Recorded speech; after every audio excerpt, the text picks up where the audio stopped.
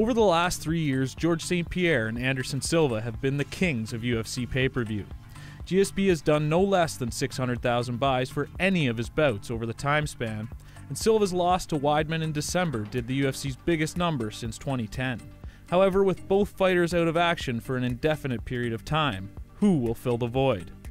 The biggest hope may be laid on the shoulders of Chris Weidman. His 2 bouts with the Spider were certainly big draws, and his next title defense against Vitor Belfort will truly tell the story of how well the All-American has caught on with the fans.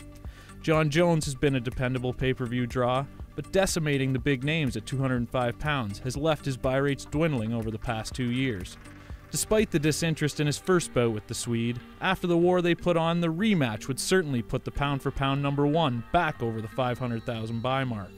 Cain Velasquez is a proven draw, but injuries have once again put the heavyweight champion on the shelf. Ronda Rousey had just under 500,000 pay-per-view buys in her first UFC bout against Liz Carmouche, and her second bout against Miesha Tate certainly helped the number for UFC 168. But will her matchup against soft-spoken fellow Olympian Sarah McMahon draw the same interest? At 145 pounds, Jose Aldo has held the title since its inception in the UFC. Certainly UFC 169 will tell if Renan Barão and Jose Aldo are capable of carrying a pay-per-view card.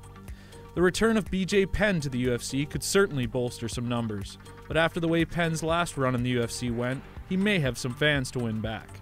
Chael Sonnen has also done great numbers in title fights against Anderson Silva and Jon Jones, and with a coaching stint opposite Vanderlei Silva on The Ultimate Fighter Brazil, we could see the 2 bitter rivals draw major numbers, despite the bout not meaning much as far as rankings.